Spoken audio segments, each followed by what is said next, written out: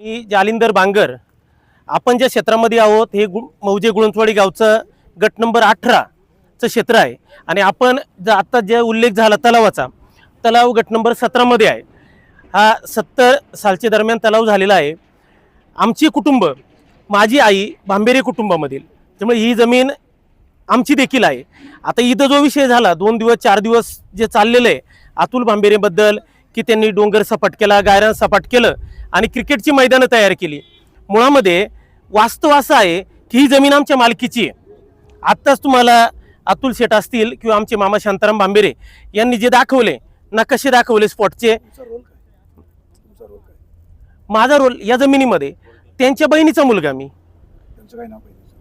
शालूबाई सत्यवान बांगर या भाऊसाहेब भांबेरे यांच्या बहीण. हो, माझी आई मालक आहे ना. हा, तर जो उल्लेख झालेला आहे की गायरान सपाट करून क्रिकेटचं मैदान केलं.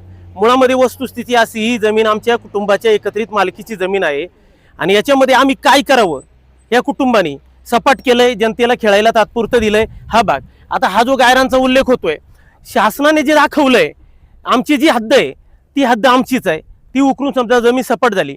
याच्यामध्ये मूळ मुद्दा असा आहे की ज्यांनी आरोप करायचे अतुल भांबेरे यांच्यावर त्यांनी पुराव्यानिशी केले पाहिजेत.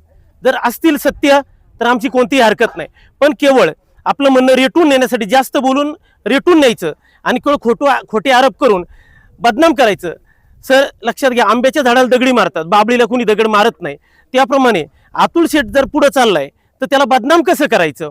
घरातली 4 माणसं फितवून त्या पद्धतीने बदनाम करण्याचं जे षडयंत्र आहे हे लोकांनी करू नये. आणि माझी आपणा सर्वांना विनंती आहे की आपण जे वास्तव आहे ते मांडावं.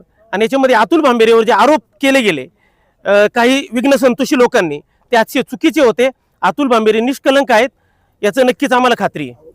ते तुमच्या गावचे एकत्र बसत नाही तुम्ही? आता बसण्यासारखे असतील तर नक्की बसतील.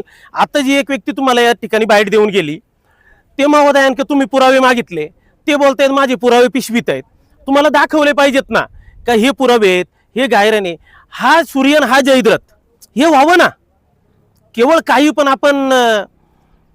काही पण खोटं सांगून काही उपयोग होणार नाही ना. जास्त बोललं म्हणजे सत्य होणार नाही.